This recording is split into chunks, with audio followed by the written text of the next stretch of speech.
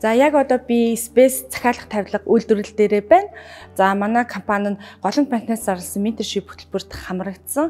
За бид нар үүсгэн байгуулагдсан цагаас хойш менежментийн багаараа стратеги төлөвлөгөөгөө гаргаж ирсэн бол энэ жил бид нар одоо энэ хөтөлбөрт хамрагдсанаар гаднаас Голомт банкнаас одоо зөвлөх үйлчилгээ аваад стратеги төлөвлөгөөн дээрээ ажиллалаа. За гаднаас зөвлөх үйлчилгээ аавна гэдэг нь биднийг яг манай компанийн хувьд бол дараагийн шатанд гарахад маш ахиц болж орж ирсэн.